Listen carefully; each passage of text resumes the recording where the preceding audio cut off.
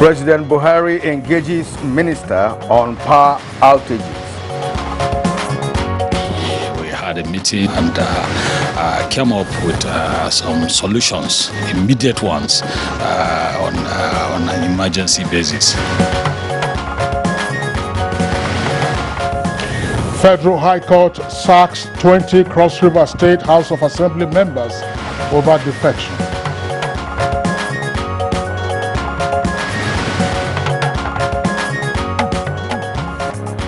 Presidential Steering Committee on COVID-19 lifts restrictions on religious gatherings. Fully vaccinated passengers arriving in Nigeria will no longer be required to take a pre-departure PCR COVID test. And on Good Morning Nigeria today, we shall discuss Nigeria's debt profile.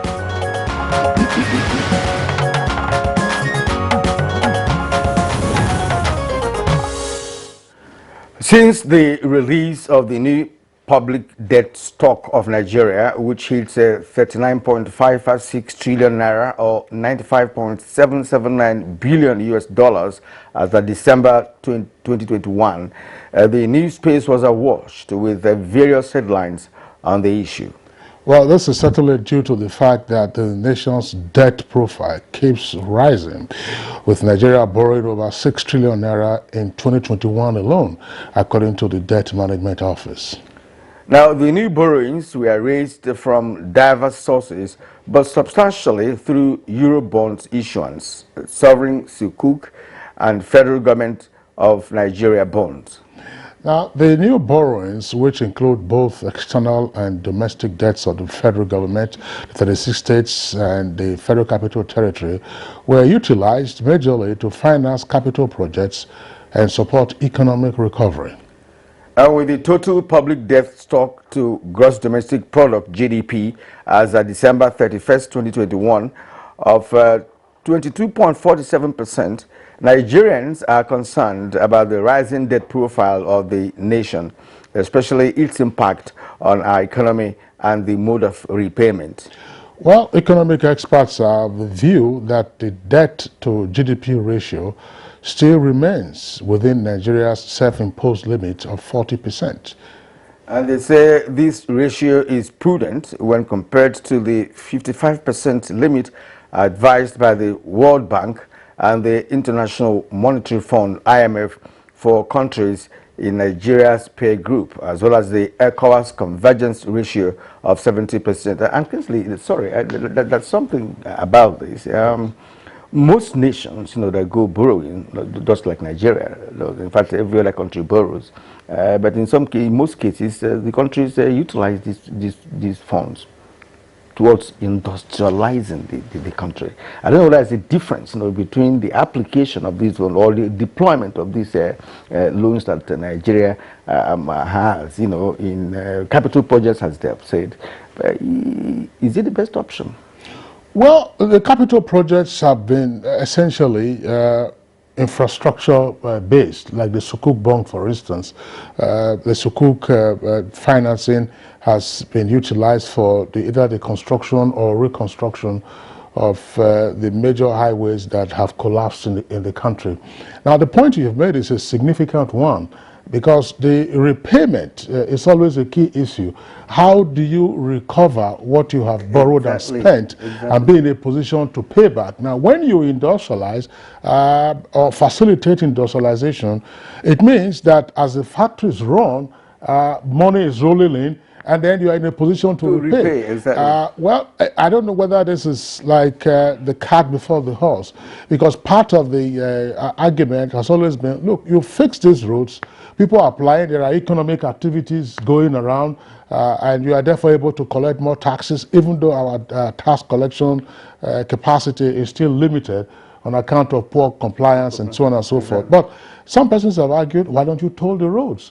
It's taken almost forever, as it were, to get those roads tolled, which is not to say that when the tolls then come on, then you say, look, it's 1,000 naira per trip and so on and so forth, but at least at a reasonable level. I can give an example of some of the major highways that have been rehabilitated. They are being used by motorists, but is the government recovering directly from those investments. That's right, which is different, for instance, from what is planned for the second Niger Bridge, to be told right from the outset. But the Debt Management Office says that the federal government is mindful of Nigeria's relatively high debt-to-revenue ratio, and as such, it has initiated various measures to increase revenues through what it calls the Strategic Revenue Growth Initiative and the introduction of the Finance Act since 2019. Now, what are the factors responsible for the rising debt profile, and what is the borrowed funds being used for? Is it for consumption or for investment? How soon will the investments start yielding dividends? What mechanisms are put in place to ensure that the funds are strictly being used for purposes intended, especially at subnational levels? Welcome to Good Morning Nigeria. My name is Kirian Umaya. And I'm Kingsley Osadolo. I join my colleague Kirian to also welcome you to the program on the network service of the Nigerian Television Authority. We're live from our Abuja headquarters studios. In the course of the program, we have our complimentary segments. For now, here is Elizabeth Omori, who has the highlights of the morning news. Good morning, Elizabeth. Good morning, Kingsley and Kirian. And here is the morning news. Minister of Power Abubakar Aliyu is reassuring Nigerians that the power outages being experienced across the country will soon be a thing of the past, as critical steps have been taken towards the restoration of normalcy. He said the president has given him clear directives to dismantle all obstacles towards achieving a stable, adequate and affordable power supply.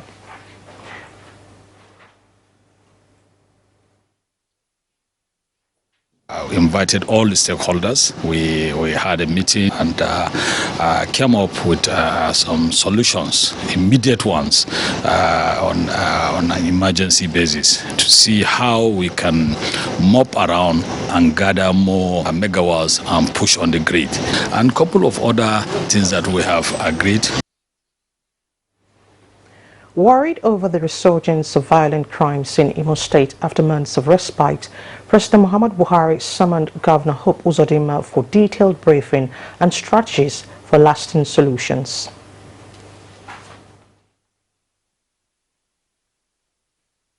To discuss what is required to ensure that is properly controlled, and he took seriously my recommendations, and indeed I can tell you he immediately gave approval to all that, which includes increase in manpower to security agencies and then other logistic supports.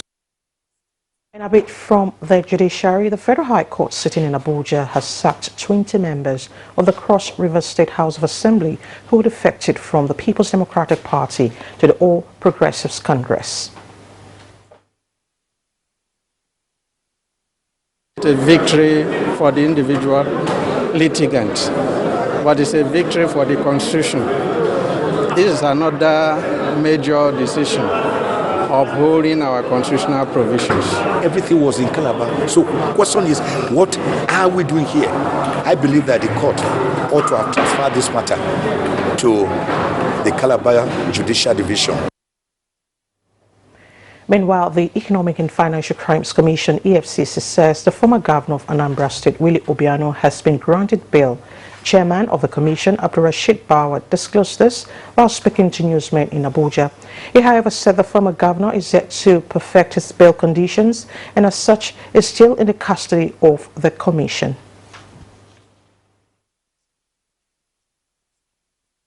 He has been granted bail. We are waiting for him to fulfill his bail conditions. He has been cooperating with us, and everything is going on well. The Central Bank of Nigeria's Monetary Policy Committee has voted to retain policy rates and parameters in what experts see as a safe position in line with prevailing economic fundamentals. The committee's decision also relied heavily on global supply disruptions occasioned by the Russian-Ukrainian war.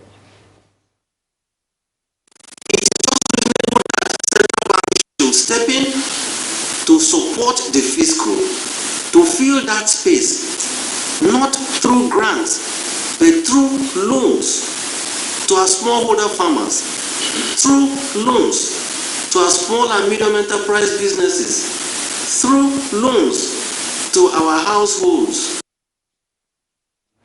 The All Progressives Congress National Convention Media Subcommittee has held its inaugural session with optimism for a hedge-free and transparent media coverage during the convention.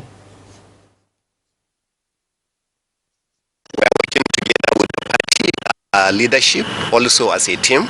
We are working with the presidency and most of the major stakeholders. We are all working now as a team.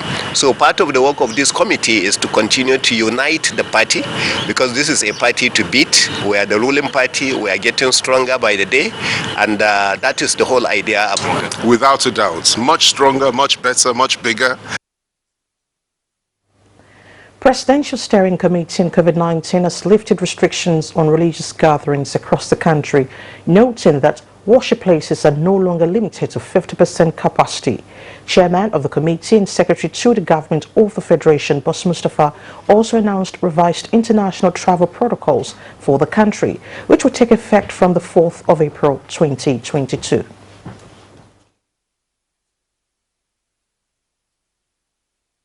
Fully vaccinated passengers arriving in Nigeria will no longer be required to take a pre-departure PCR COVID test from their countries of departure. The PSC has removed the gathering of 50 persons limit for indoors.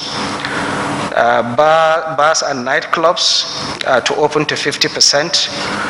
Restaurants are allowed to open fully, but again, people need to be cautious.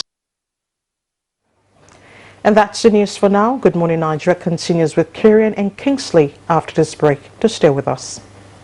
The Nigerian aviation sector is rapidly growing with the construction of new international airport terminals in several regions of the country. The new Murtala Mohammed International Airport has an estimated passenger increase of 30 million annually and 15 million for Nnamdi Azikiwe International Airport, Abuja. Malam Aminu Kano International Airport is also expected to open new frontiers for the region with more travel capacity for the annual Hajj, while the new Akanu Ibiam International Airport, Enugu, avails more business opportunities connecting the industrial cities in the region to the world. These new terminals beat world-class standards with enabling infrastructure that aid air travel, tourism, and the eventual growth of the country's GDP. Open up commerce and, of course, link us to international societies. People from international community will come here to do business, and then that will bring in more revenue to the state. Now, distances can be seamlessly covered as Nigeria keeps raising its bar to suit global infrastructure standards.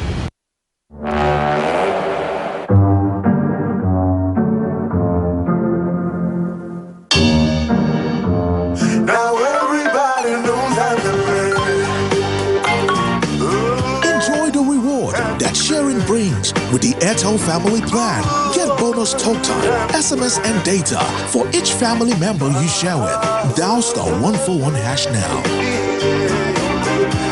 Airtel, the smartphone network. To every politician, as the campaigns gain momentum and passions begin to rise, remember, the errors of your opponents do not make you a success.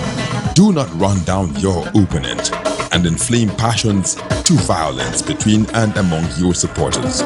What counts is what you plan to do for the electorate and how you intend to relieve the sufferings and bring succor. Nigeria is in dire need of patriotic leaders at all levels. Leaders who will make national development their priority. Concentrate on telling the electorate what you intend to do when you get into office. Focus on making your vision clear to the electorate. Don't engage in verbal abuses, fake news or speeches. Keep dealing with issues that will bring progress. You win the hearts and minds of the people by being above board, by being civil, patriotic, and showing empathy. Let's join hands to make the 2023 elections peaceful. A message from the National Orientation Agency.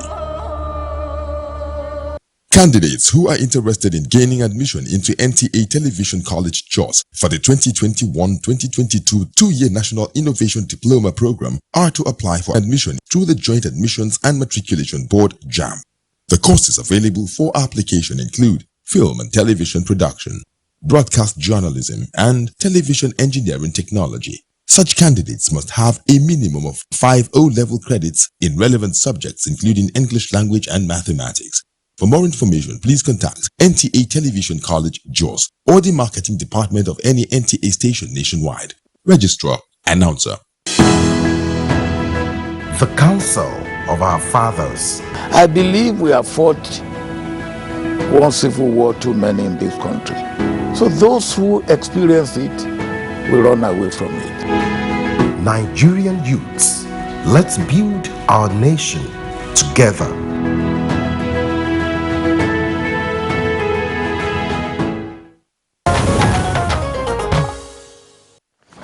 All right, you're watching Good Morning Nigeria, and now we turn to business. Russia-Ukraine conflict continues to trigger inflation in prices of commodities in emerging markets, with wheat prices rising by more than 40%. Details on business news with Comfort Amodu. Data in some emerging markets are beginning to reflect the impact of the recent surge in energy and food prices and spillovers from higher commodity prices. There was a marginal increase in prices of commodities captured in the open market with mixed performance on the exchange. Maize, paddy rice, cocoa and cashew increased by 2.64%, 2.83%, 6.81% and 0.94% week on week in the open market. As a result, African countries such as Egypt, Nigeria, Sudan and South Africa are looking for alternatives that will replace Russia and Ukraine as major suppliers of wheat. In the meantime, Nigeria is already on the move to cut importation by at least 60% before the end of the year. To boost productivity is in two ways. We need to boost productivity with the produce, that's the primary, and also with the product. The produce how? Some of our seedlings are used by the farmers. If you look at the yield per hectare, it's very low. So we need to provide them with improved seedlings. Then we increase the yield.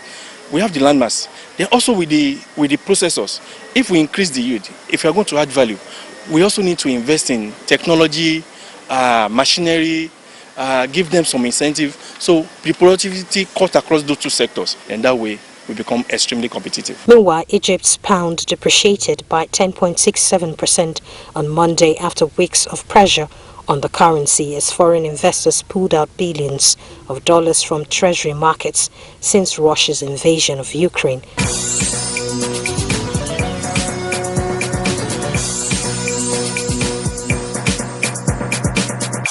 With business news, Comfort Amodu.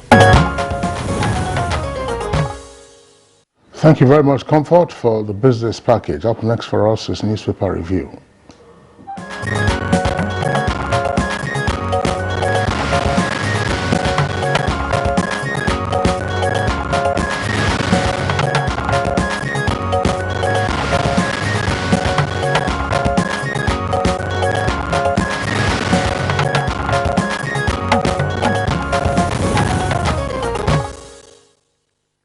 All right, I will now have Bayo Toyabe, our reviewer, here with us this morning. Bayo, good morning and welcome. Thank you, Kirian. Good morning. Good morning, Kinsley. Good morning, Nigeria. All right, Bayo, good to see you. Thank you. Kirian, you want to begin with the Punch? All right, the Punch newspaper, above the name flag of the Punch newspaper, bad fuel. Marketers submit report on damages, await federal government's compensation. That's on page 25 of the Punch newspaper. Massive oil thefts threatening external reserves revenue. That's MPC. It's on page 21. Subsidy. FAC meets today as NNPC deductions threaten states' allocations. With the rider, we won't allow 242 billion naira deduction from match allocation, according to Delta State. That's on page 21 as well. Bandits raid Kaduna, Zamfara, kill 62, abduct 62, raise 70 houses. That's unbelievable. All right, APC chairmanship, that's the lead story on the Punch newspaper. Al Makora, Adamu Yari, others learn fate as aspirants screening holds today. It's on page 2. It has two writers to that. Governors initiate last-minute move for consensus candidates. APC caucus hasn't endorsed any chairmanship aspirant, that's according to the Senate. Now, the photo story on the Punch newspaper is that of the vice president and others during the inauguration of the Toyota Service Center in Oshodi, Lagos. I would rather like to see a Toyota manufacturing factory. No question about that. It's against a service. All right, now Zulum inaugurates 1,500 student hostel, commence poly interim management. That's on page 13. Kogi Poly expels 15 students for examination fraud. Others, that's on page 13. NAFDAC warns against 4 male sexual enhancers, dangerous ingredients. That's on page 30. Now at the bottom of the Punch, federal government scraps PCR test for fully vaccinated travelers and unvaccinated teenagers. That's on page 8. Gunmen kill 3 policemen, woman in Taraba communal clash. On page 5. Lagos, Ogun, Rivers lead as states' debt hit 6.43 trillion naira in 2021. That's according to the DMO. That's the Death Management Office. That's on page 25. Well, yeah, thanks a lot. Let's take a look also at the window page of the Daily Sun newspaper. Daily Sun newspaper, you have the following headlines. Buhari summons Uzodinma, Minister and Economic Advisor over insecurity and economy.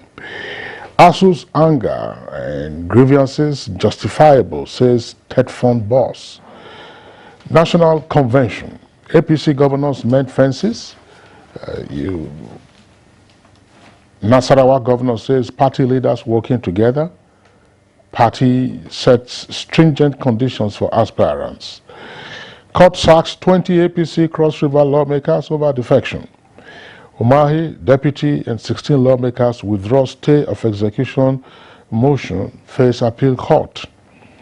Obiano, EFCC disciplines officer over leaked video.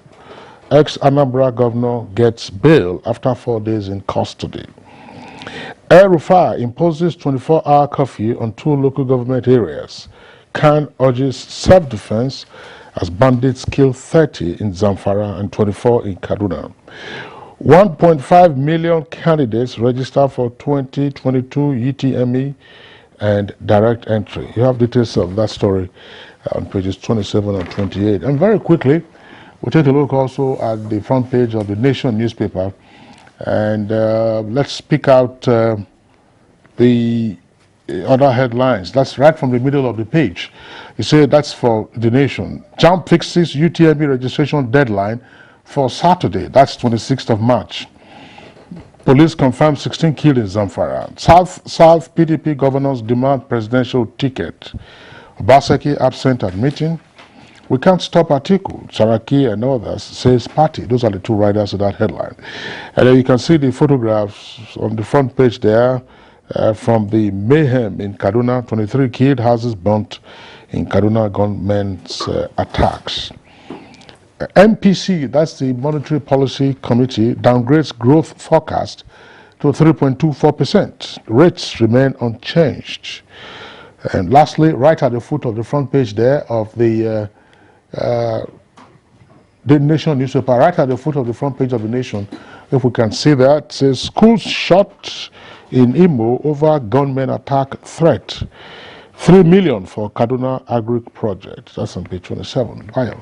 Thank you, Kinsley. Let's start from the judiciary, where a federal high court at Abuja sitting yesterday sacked 18 legislators of the Cross River State House of Assembly and 2 members of the Federal House of Representatives for defecting from the PDP to the All Progressive Congress.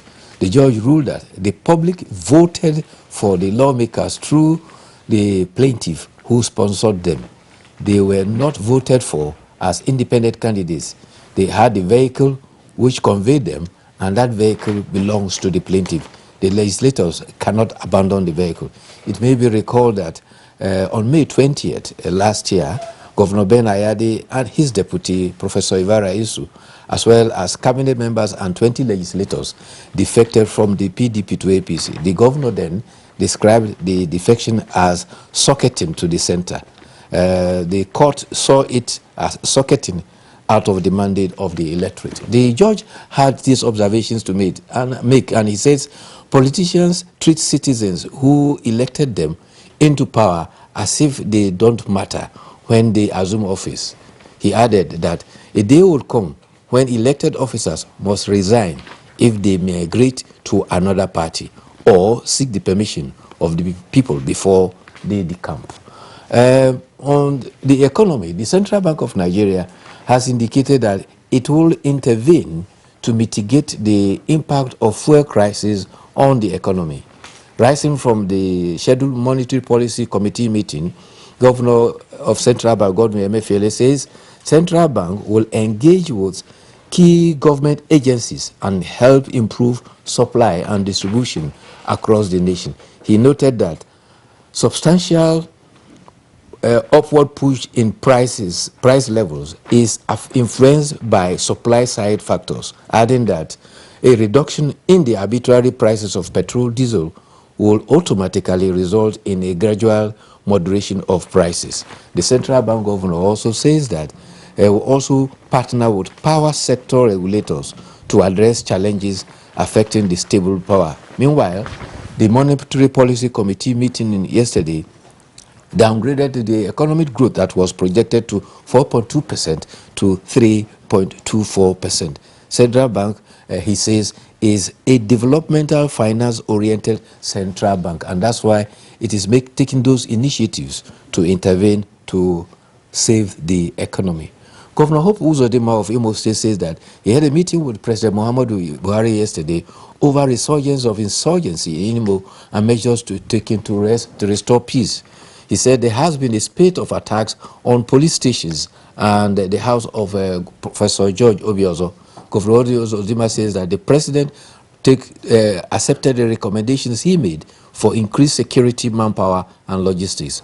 On his part, the governor says he is to engage disgruntled politicians to ensure security is maintained and sustained in the state. Meanwhile, in Kaduna State, the government has imposed curfew. I'm sorry to jump in here so that we can maximize the remainder of our time.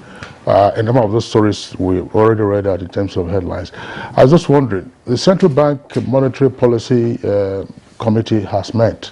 They've given an indication as to what the growth forecast would be and all that. But I'm wondering that they have a lot of work on their hands, Kirian and Bayo. And this work, of course, flows from the external consequences of the invasion of Ukraine by Russia. We're heavily import dependent. For one, the critical products such as refined petroleum products. We have also seen the spike in the prices of crude oil around the world, around about $100 now per barrel. How do we mitigate the consequences of that imported inflation that we'll be dealing with in our environment? Yesterday, you were talking about the availability of PMS when you bought on Sunday, but stations are still largely empty. Yes. And the few that have in the Federal Capital Territory are crammed with anxious buyers. On Saturday, I mean, there were some fisticuffs in one or two of the filling stations. The war between Russia and Ukraine is impacting not only Nigeria, globally, because Russia and Ukraine constitute the largest producers of wheat around the world. And the impact on the economy, especially, you can remember that in Tunisia, increase in the cost of bread alone occasioned serious riots to the extent of even bringing down an administration. Okay, yeah, so, Bayo, sorry to, that's the point, one of the points I was going to make. Egypt, which relies heavily on wheat imports from Russia and Ukraine, has already imposed prices on the cost of bread. That's to say, the Prime Minister fixed the price of bread because prices were already escalating. In Sudan, there are already demonstrations over the escalating cost of bread. So what does that mean for us? We have discussed this on Good Morning Nigeria, what needs to be done, how to boost wheat cultivation and production. But in terms of numbers, and where the central bank just might tweak one or two things, how do we deal with some of these issues? Wheat, is a critical ingredient in the broad range of food items. So how do we deal with these externalities?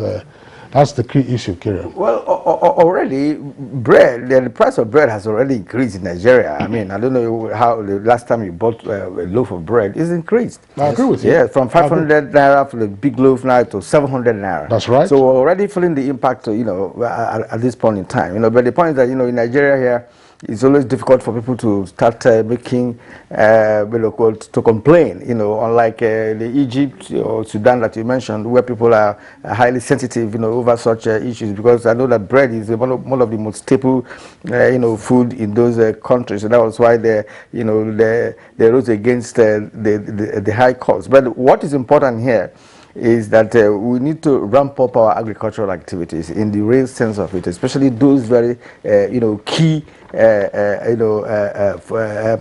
agri-produce like wheat. Yeah, the coffee I was talking about in Kaduna was occasioned by, again, bandits attacking a village, and consequently, youths in that village, in anger, pounced on travelers who were passing through and burned vehicles. So much so that the riot police had to go in there to try and quell it. And to restore peace, the state government had to impose a curfew in two local governments, the Jama and Kaura local government area, to contain the rising. Why didn't the youth vent their anger on the bandits? Why on the motorists? Why not go into the bush? In fact, motorists were transversing; they were passing and get up on down vehicles and wounding people. That is unacceptable. As a matter of fact, look, we have had stories about how these bandits are being dealt with, in Zamfara and Kaduna, what have you. But they still have the capacity, to strike, and not just to strike, but to, raid villages, burn down houses, kidnap people, kill people at the same time. So I don't know the extent. These are terrorists, not bandits. Yes, they are terrorists. Terrorists. That's plain language. The last one in Zamfara, they came in at about 2 a.m.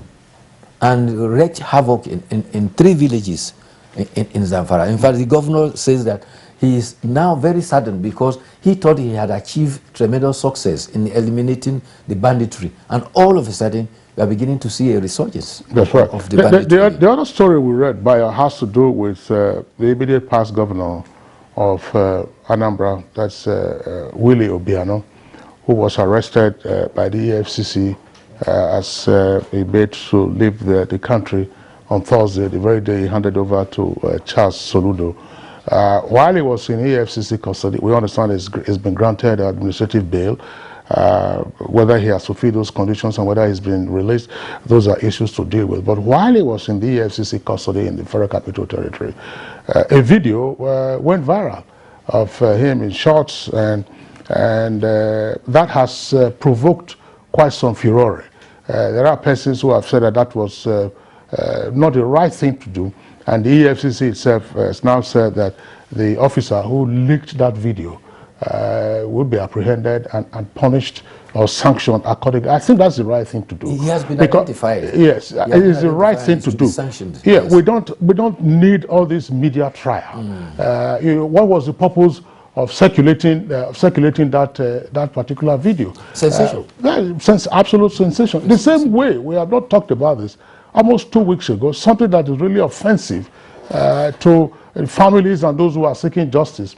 There's this young lady, 300-level mass communication student at the University of Lagos, who is alleged to have been involved in the death of Ataga, if you recall, in Lagos, yes, and so on and so forth. Yes, They participated in the so-called beauty pageant at Kirikiri prison, yes, and the photographs were circulated. So offensive. I mean, did they do that last year? Did they do it 2 years ago? The thing is this, this issue of social media is growing, and many people have actually asked questions as to why Chidema even, partook in that pageantry, because she's not yet a prisoner, she's still going to court, she has not been convicted, right? So why should she be part of the pageantry? That's part of the issue. But again, the authorities of the prisons who organized, they knew that they were being filmed. They also had their own official cameras that they filmed it. And invariably, it will go viral because, of course, everybody has a phone in this country. So I don't know why people are even raising, issues on that. But the main issue is that she ought not to have participated because she's not yet a prisoner. Yeah, that's right. But Kira, then the point is, I understand what you said. The subtext is, did the same Kirikiri prison organize a beauty pageant last year? Did you see photographs or videos from that pageant last year or 2 years ago or 5 years ago? Meanwhile, 12 players of the Super Eagles are in camp. They are preparing for the critical match to qualify Nigeria for the World Cup Qatar 2022. The first leg will be played in Baba Yara Stadium in Kumasi, and the return leg will be at the Mashood Abiola Stadium here in Abuja. After several years, we are going to host the Super Eagles here in Abuja. And by that Tuesday match, it is hoped that the Super Eagles will have decimated the Black Star to qualify for the Qatar 2022. The Qatar match will take place between November 14th and December 18th, Okay, 2022. now you are talking about sports. Did you watch El Clasico last weekend? Yes, I saw it. It was a devastation, the devastation of Real Madrid. Real Madrid, you know, yes. It is a club that people believe is the best in the world. That's one thing with football. Sometimes when you put so much high expectation on a team, they fall your hand, and before you know it, they descend to the lowest ever. And that sets the stage for the Champions League. The European League match that is coming. They will have to get their acts together to take on the defending champion Chelsea. Well, as you said, Bayo, you said that's football. That's football. Tactical blunders do occur, and you pay dearly for those tactical blunders. And it's the first time that Barcelona is registering the triumph at the El Clasico in 3 years. So, but of course, Real Madrid, the best team in the world, remains at the top of La Liga. Baya Tobe, we appreciate you for being around today. We'll see you again tomorrow. It's Good Morning Nigeria. We are live as always on the network service of the Nigerian Television Authority, broadcasting from our Abuja headquarters studios. We'll take a break now, and when we return, we'll be discussing Nigeria's debt profile. The 157-kilometer Lagos-Ibadan Railway is the first double-track standard gauge railway to be built in West Africa. The Mobolaji Johnson train station is a masterpiece, an infrastructure that is gradually becoming an iconic building in Lagos State. The modern facilities put the station on a world map of train stations. Likewise, other new train stations across the country built to world-class standards. The train and its convenience is indeed an admirable effort, with commendations from Nigerians. This is a station that we have to commend the federal government for putting a beautiful face, empowering us in Lagos State, not only in economic and political arena. I can say that I'm really impressed with the infrastructures in place.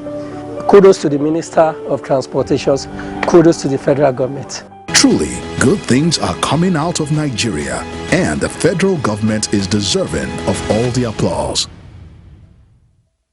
Contemporary times require practical skills to remain competitive and relevant in your organization. Therefore, take advantage of NTA TV College Short Proficiency courses to sharpen your professional skills. Administrative Principles, Processes and Practices. Date 14th March to 8th April 2022. 4 weeks. Modern Trends in Broadcast Media Marketing. Date 14th March to 8th April 2022. 4 weeks. Basic Broadcast Accounting and Auditing. Date 4th April to 15th April 2022. 2 weeks. Audio Engineering Operations and Maintenance. Date 18th April to 29th April 2022. 2 weeks. The course fee for the 4-week course is 180,000 naira, and the course fee for the 2-week course is 150,000 naira only. Accommodation inclusive. The venue for all courses is the serene and secure environment of NTA TV College near Old Government House, Rayfield, Jos. For more inquiries, please call 0803-314-4383 or 0806-980-9807. NTA TV College, Jos, training you to be the best you want to be.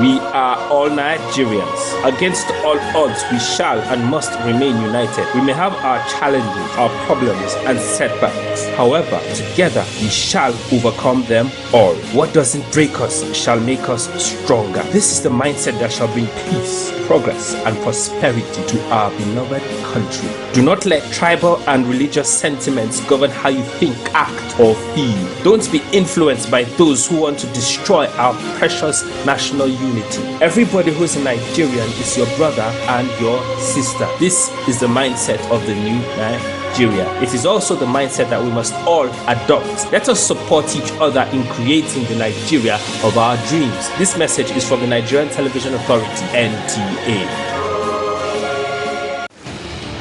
As the 2023 elections draw near, remember, evil prospers when good men and women only wish for peace. but never take a step to make peaceful elections happen. Are you a father? Are you a mother?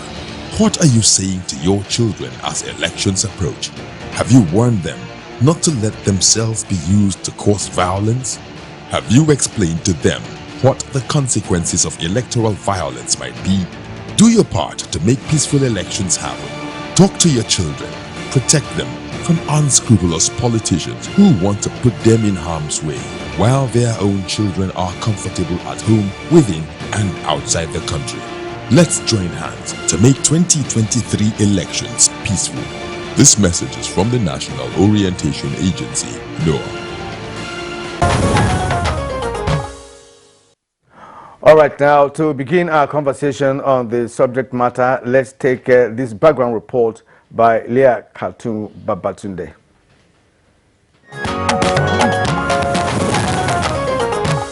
So that is growing because we've had consecutive budget deficits.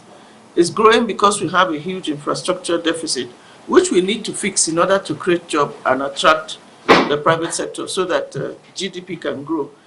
The public debt stock for December 31, 2021 includes new borrowings from domestic and external sources of 5.498 trillion naira to part finance the federal government's budget deficit.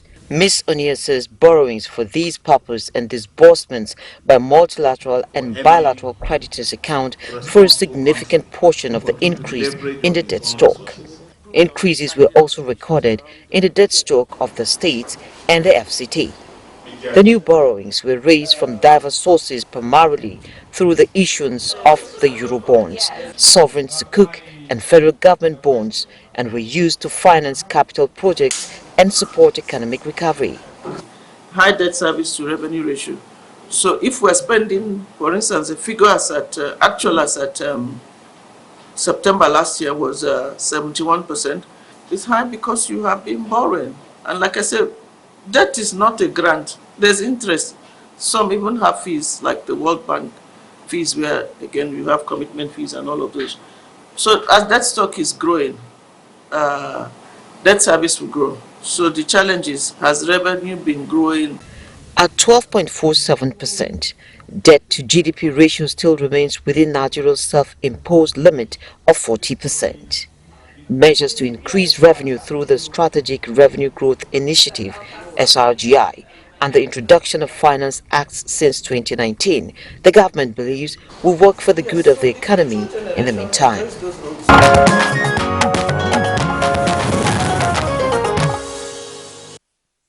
Many thanks, Leah, for that backgrounder. Now we have guests with us here in the studios and also from remote locations for this conversation. Let's welcome Ms. Patience Oniha, Director General of the Debt Management Office. Ms. Oniha, pleasure to have you on Good Morning Nigeria. Thank you for having me. We also have with us in the studios a regular guest on Good Morning Nigeria, Professor Mike Obada. He's a professor of economics and, of course, a member of the Monetary Policy Committee of the Central Bank of Nigeria. Prof. Obada, pleasure to have you this morning. Thank you very much, Kingsley and Kirian. It's my very great pleasure to be with you. All right, and from our Kaduna studio is Professor Yushao Ango, Dean, School of Postgraduate Studies, Kaduna State University. He's also a professor of finance and entrepreneurship. Good morning and welcome to the program. Good morning, Kirian, and it's a pleasure to be here. Thank you. We're also being joined via Zoom by Professor Ken Ife, Economic Policy Analyst. It's a pleasure, Professor Ken, to have you this morning on our show.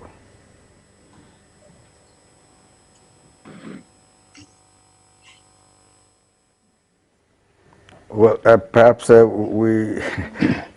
audio might not be through to him, right? Perhaps, in the course of the program, our engineers could do something to allow us to establish a connection with Professor Ken if there in Enugu via Zoom. Kingsley. Kirian, thank you very much. And we do hope our engineers will also advise him to throw more light on his face so that the silhouette effect is reduced. So Ken Ife, of course, one of our regular analysts And good morning, Nigeria. Let's begin this conversation by bringing in the Director General of the Debt Management Office. Okay. You're nodding. You're Waiting nodding. for your question. You're nodding. Now, broadly, yes, how much do we owe, and by whom, okay, and to whom? Okay. By whom, I would expect you to categorize it if it is federal, state, or probably local governments or otherwise. But how much do we owe, by whom, and to whom? Okay. Thank you very much. As at December 2021, as a country in total, what we call the total public debt was 39 trillion naira. And that is comprised of the debt of the federal government, the 36 state governments, and the federal capital territory. And let me add that that includes both external and domestic debt. Okay, the federal on the average typically owes out of the total public debt about 85% of it. So we're saying the 36 state governments and the federal capital territory, it just fluctuates between 15% and 18%. So technically the federal government, naturally, again, looking at its responsibilities in the Constitution, is the major holder of that debt. Okay, so that is who owes it, right? So I think I've addressed that question. The second part is to say that the debt, like I said, is external and domestic. External is about 40% of that total. And we owe that debt, 60% of it, about 60% of it, to bilateral creditors and multilateral creditors, just to break it down.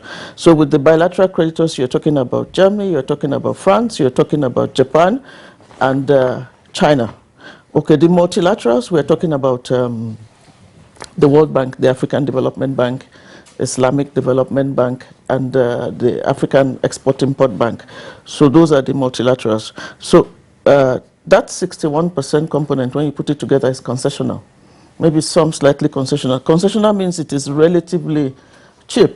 So you get it, and the Fiscal Responsibility Act defines what is concessional. Maximum of 3% per annum, and long tenor, 30% of more, or 30 years or more. Okay, so what I'm saying essentially is that the external component of the public debt is largely concessional. So those are the people we owe. They are very long loans, long tenured, relatively cheap, and a number of them are project type. That's why you can see the airports and the rail and other projects.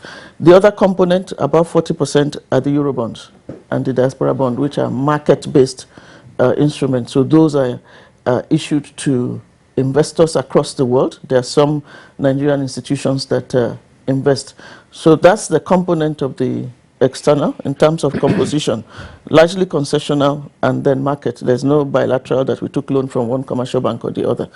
Then on the domestic, so we're active in local and international. So in the local market, where the debt makes up about 60% of the total public debt, we issue a variety of instruments, and the purpose is we want to be able to satisfy the needs of different investors.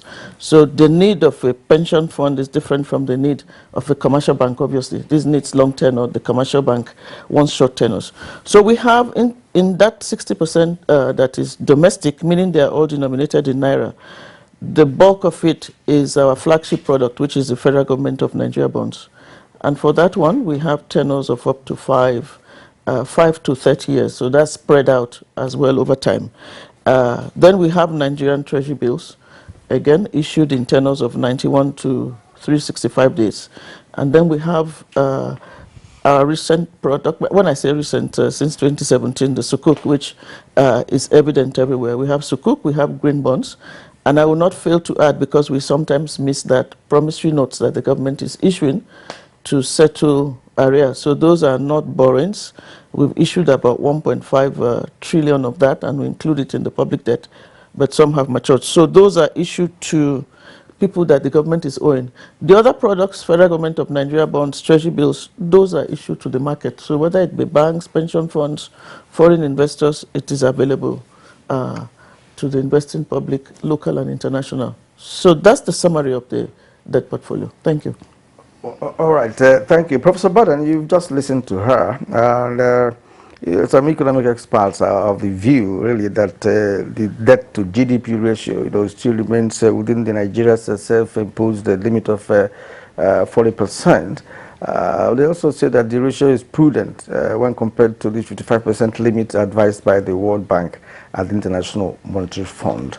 But the ordinary Nigerian is believing that we have borrowed so much, and of course the problem comes when you begin to repay these loans. So what is your view about the level of this borrowing and how we intend to tackle the issue of repayment?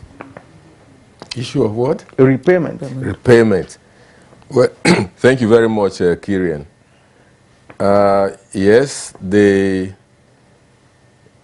debt GDP ratio for Nigeria is relatively low as at now, at about 22.5% from the latest figures given by the DMO. But it has also been rising, from about 12% in 2013. It has got to this level of about 23%. That is not comforting on its own. But then, as I've argued in the past, the debt GDP ratio is only one side of the coin.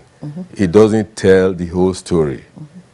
Yes, the GDP, the debt GDP ratio is relatively low compared to the benchmark, is it about 40% or so, set by the DMO or government, and even a little much higher benchmark by some other organizations. But if you rely on the debt GDP ratio and we continue to borrow with other fundamentals not in proper shape, then there is a problem. For one thing, as I have argued in the past, the country does not use GDP to service debt. You borrow money, you must now use revenue, naira revenue or foreign exchange to service debt. And at this point in time, the country has very limited fiscal space, very little, domestic revenue, very little foreign exchange. In other words, the domestic revenue position is not comfortable. The foreign exchange position, external reserve position, is not comfortable. And that derives from a fundamental factor, the challenge or inability to raise or mobilize adequate naira revenue or to earn adequate foreign exchange from exporting goods and services. In other words, all these are tied to the productivity of the economy. The productivity of the economy is very low compared to other economies of the world. Our export capacity is very, very low. And to compound matters, the country depends heavily on crude oil export, which is very volatile, whose prices are very volatile in the world market. And the commodity is subject to booms and busts. Sometimes, in the context of a business cycle, we experience very high prices.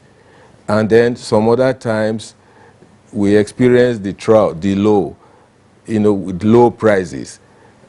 And because Nigeria had not developed the culture of saving or did not sustain the culture of saving established by President Olusegun Obasanjo's government, then we have domestic revenue crisis, we have foreign exchange crisis against the backdrop of limited capacity to earn. The tax GDP ratio for the country is very low, one of the lowest in the world, about 8 or 9% as at today. Yeah. Whereas there are some other emerging market and developing economies that have such ratios at 15, 20%, whereas in the advanced countries, you are talking about 30% and more. In other words, there is adequate revenue capacity to service debt. And, I've heard arguments that there are a number of countries, particularly advanced countries, that have higher debt GDP ratios than Nigeria.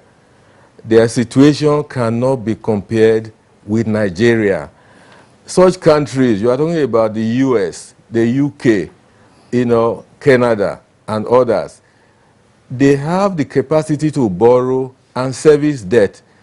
Their revenue profile is robust. Foreign exchange capacity is also robust. The US dollar is also is foreign currency. The same with UK. And those countries have very predictable sources of revenue because their revenue is predicated on taxation, unlike Nigeria where you cannot predict the revenue. So what it means is that even though their debt to GDP ratios may be high, their debt servicing revenue ratio is low compared to Nigeria. So invariably, Kirian, we need to be cautious, because otherwise, the country might get to a situation where the debt position becomes unsustainable. Because I believe that, at the moment, perhaps it can be described as moderately sustainable. So, but if we continue at the pace as we are going, then definitely serious challenges might occur. Professor Michael Bada, thank you very much for the perspective that you have brought to the conversation. Let's go over now to our Kaduna Network Center, where we earlier introduced Professor Yushau Ango, who is Dean of the School of Postgraduate Studies.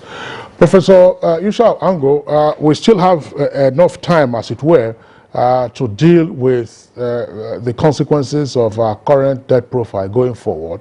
But I would like you to comment on the broad outlook of our debt portfolio as stated by the DG of the Debt Management Office.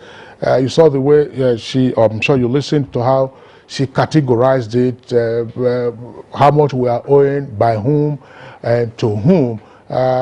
What is your view about this and the sources from which we have borrowed, plus, of course, the issue of, yes, you are a debtor, how do you repay?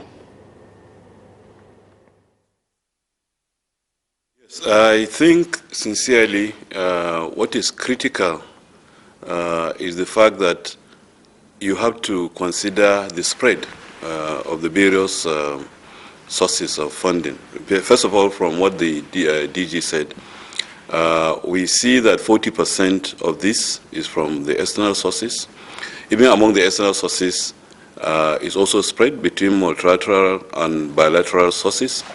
And that is important, and looking at the tenor. But again, she stressed one point, and I think that is the challenge, the issue of servicing, paying interest, even though, of course, there are very low interest rates, largely, especially with the multilateral loans that we have taken.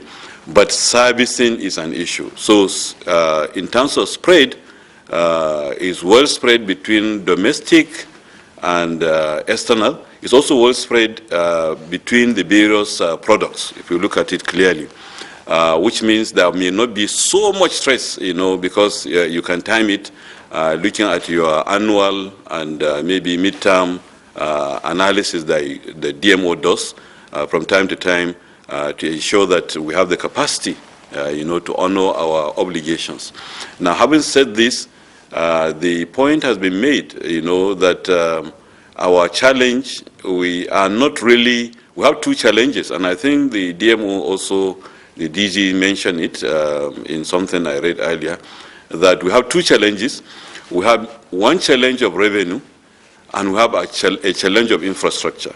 We can decide, for example, to say, okay, because we don't have enough revenue now, we should hold on infrastructure until we have sufficient revenue. We'll not stretch ourselves too much. Or we can decide to move both ways, and I think that is what they are trying to do.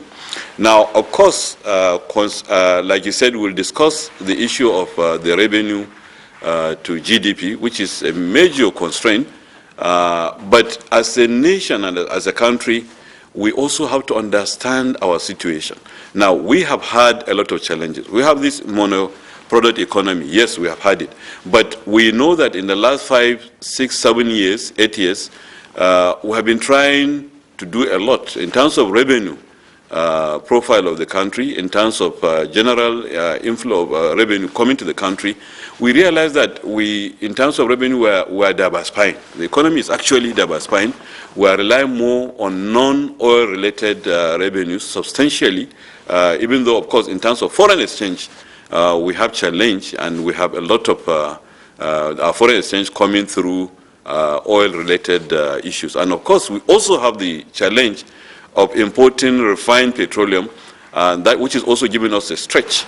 So given this, and given the fact that we have faced the various challenges of recent COVID and what had happened, and now with the war on Ukraine, which has impact on globally, including us, we have a lot of challenges. Now, one of the problems we have with revenue is, can be reduced somewhat if we can reduce the level of subsidy we are providing. Unfortunately, that is a sensitive area, and we don't have something. We can solve it. Another area, of course, is increasing the revenue from tax, which can be achieved in many ways. Even widening the spread of the net is an issue. We have a situation whereby quite a number of things are not being, various revenue-related areas that are supposed to be paying tax, institutions, agencies that are doing business in Nigeria that are not paying tax. I'm happy that the Finance Act, the current Finance Act 2021, is capturing some of them, and bringing them within the net. I think we have to close our eyes. We have to ensure that, or we have to see that we have this challenge of revenue, and I think that is the only challenge, really, because I agree with Prof that, yes, it's not GDP that pays, but I'm comforted by the fact that at least our own debt profile is not so high, but we have a challenge of paying, and that can be solved by widening the net and by, in my opinion, I think reducing a lot of the subsidies that we are providing now. Okay, let's return to Enugu, where we have Professor Ken Ife via Zoom. I hope it's clearer now that we can see him, and I hope he can hear me. Good morning, and welcome to the program, Professor Ken Ife. Good morning, and thank you for having me.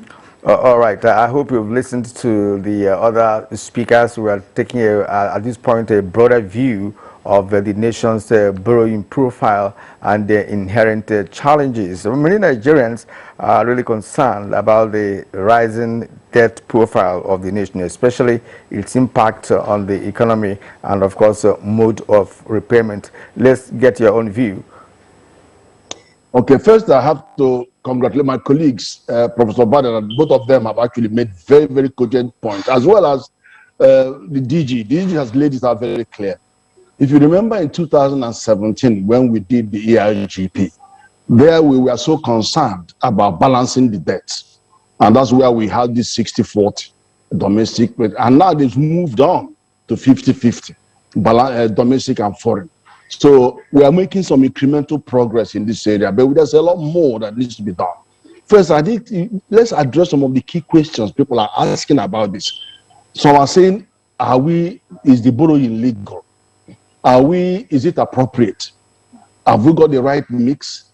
Are we making enough effort to finance the debt? There are many questions looming out there, but let me take you some. Fiscal Responsibility Act 2007 clearly spelled out the rationale for borrowing, the processes involved in that. And if you look at that, we are borrowing long term, which it says, and concessionary loan says about 3%. But if you look at the mix, bonds maybe about 8.3% or 8.7%. But when you look at the mix, multilateral could be at 0 to 2. In the end of the day, they will be averaging down to the concessionary rate in that term, and they are all long term. The purpose is capital expenditure and human resource development. And that human resource development, you can find health, education, and employment. I was panicking when the assembly were able to amend this to leave it open, but I'm glad that we are still on the same orbit.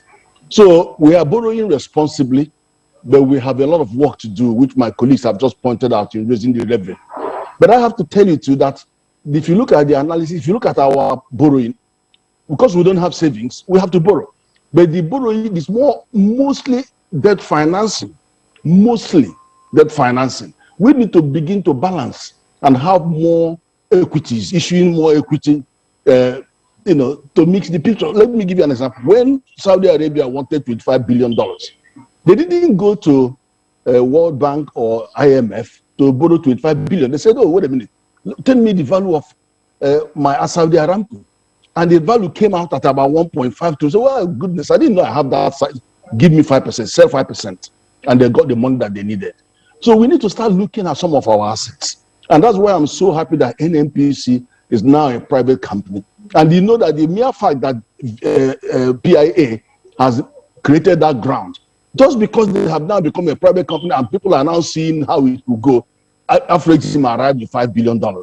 Now, if we privatize, not even privatize it, just quote it on the stock market, after doing due valuation, quote this company in the stock market. And if, for example, you come up with a value of 30 trillion or 20 trillion, ask for 20% of that money or 30%, you will have so much money to be able to say, let's put a stop to this. We use our own equity, we issue equity, and then use it to start paying. Then the second part of this is also you can see how central bank is being sucked in many aspects of this. We've got the infrastructure concession company, which has been capitalized by 1 trillion, heading out to market to raise 15 trillion. That's a domestic challenge. Now we can now say, okay, let's reduce the exposure of federal government in all this borrowing. Let's use Naira, PPP, and begin to roll back some of these projects and work them through. So that's a big way going forward. It's a game changer. And then you also see many other ways the government look at the impact of this borrowing on price stability. Just look at the impact. If the NNPC should be sending about $3 billion every month to the CBN. The whole of last year, they didn't send anything. And then you still expect central bank to go and find the dollar. Are we printing dollar here? To find the dollar to finance all of those. So they all have impact on price stability. That you borrow the money, we'll still have to find the dollar to pay the dollar-denominated loans. So, it becomes a vicious circle. So from what we are saying, I like the idea of the strategic revenue mobilization initiative because it is actually making us go and close the holes and plug the holes. You've seen some of them where we are looking at the service sector and looking at the various, the mode 1, mode 2, mode 3, where you could be outside the country and then run some satellite-based service in Nigeria and make money and go bugger off with the profit. Or mode 2, where you can come in here, do business, carry it in and go away. Or mode 3, where you come and settle. So now we are plugging it. We are now going out for all sources of revenue that we can get. So we are maximizing on that. So the answer is, I think, in large part, what we are doing is legal. I think we need to raise the money because we don't have any savings. We got to borrow. And I think the GDP tells you something. Those who are rocking like Japan, 222%, 223% GDP to debt to GDP ratio, those they are getting that and getting away with it because they have revenue, which is Professor Bada has mentioned, but they also have infrastructure. It is the infrastructure, the level of the stock of infrastructure in Nigeria is about 23%. So if you don't have infrastructure, don't expect investors to be coming to you. So they go to places where they have infrastructure. So that's why they're attracting them more. And that means more inflow of foreign exchange. So we can get those, but we could from what we are now going to be doing with the likes of infrastructure company. So it's a very tenuous situation, but we need to borrow because we have three existential problems, challenges. We have the insecurity in the political zone. If you do nothing and you have to finance them, 22% of our budget, defense budget, is defense. If you do nothing, they will overrun us like Afghanistan, and many people won't even have where to go. The second one is the existential problem of COVID. What are you going to do? You sit down and watch and worship money when people are dying. It's a matter of life and death. If we have to borrow, we have to borrow, and eventually we have to borrow to get out of recession within 1 quarter. Then now unemployment. Look at the level of unemployment. It's so embarrassing that even though it's 33.5% on average, the young people under 35 years, who are 75% of our population, just haven't got a job.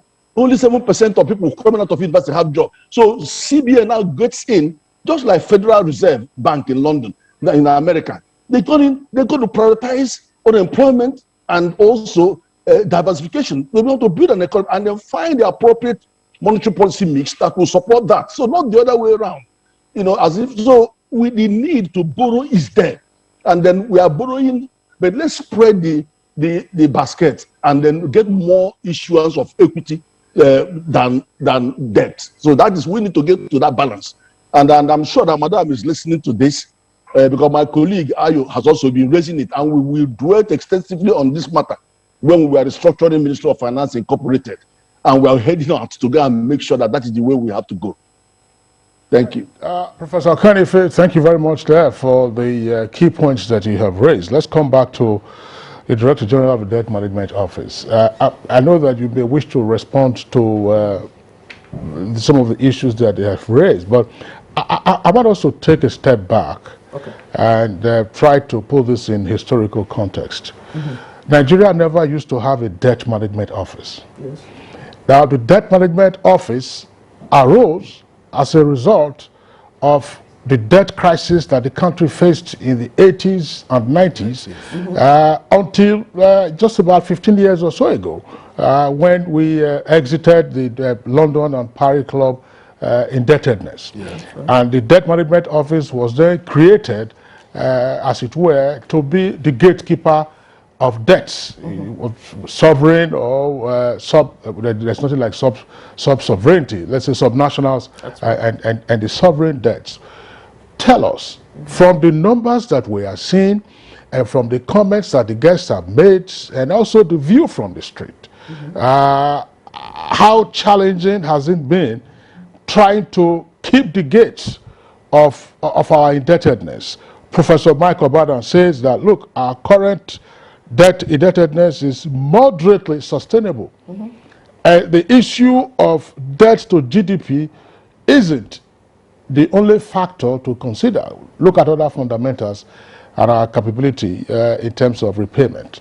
Professor Okanife, as well as Professor Ayusha Ango, argue almost similarly that we are borrowing responsibly, but that we have a lot of work to do.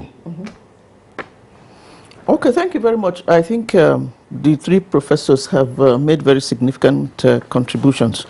But I think the summary of what they've said, before I come to your question, is that we have very fundamental structural problems. Professor Badan talked about low productivity, low export base. The other issue talked about also you have a low infrastructure base, even if you look at social infrastructure like health, for instance, or education. So there are very fundamental structural and economic issues which impact on the borrowing that we cannot ignore. And we need to deal with those. I think I also heard the issue also about the impact of subsidy, for instance, on borrowing. You know, we're trying to amend the budget because of that. So I think we should not, one of the first points I want to make is debt doesn't drop from somewhere. It's the fallout of all of these aggregates when you put them together into the budget, which we all know. So let me address, first of all, try to change. I'll come back to your first question.